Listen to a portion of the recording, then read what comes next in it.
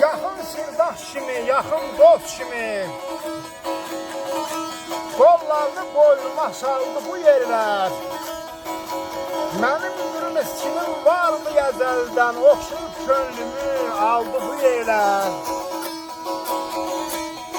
Aşıq eldən alır öz nəfəsini, gəldim eşitməyə elmin səsini.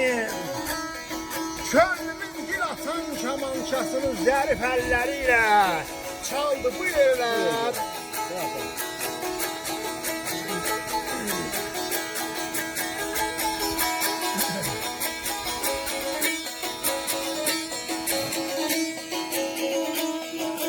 Zidadı xanlardan görmədi kərəm, vaqıfa qalçaydı buradan insana.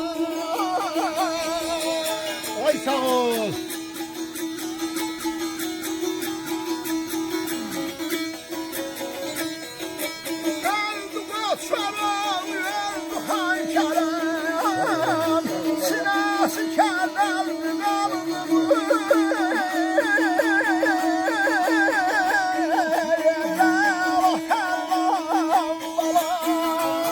Sağ ol, doğrudan sen ulaştık, sağ ol.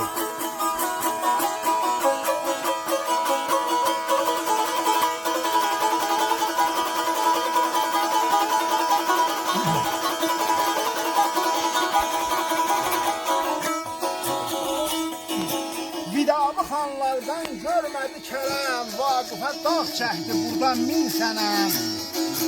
Öldü Qoç Koroğlu, öldü Xan Kərəm, sinəsi kədərdir, qaldı bu yerlər.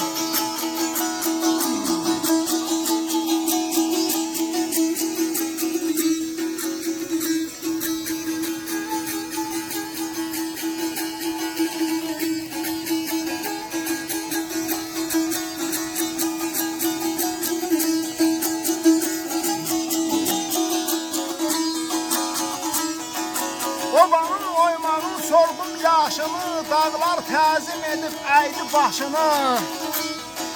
O dəm alım kimi çatıb qaşını, dərin xəyallara daldı bu yerlər.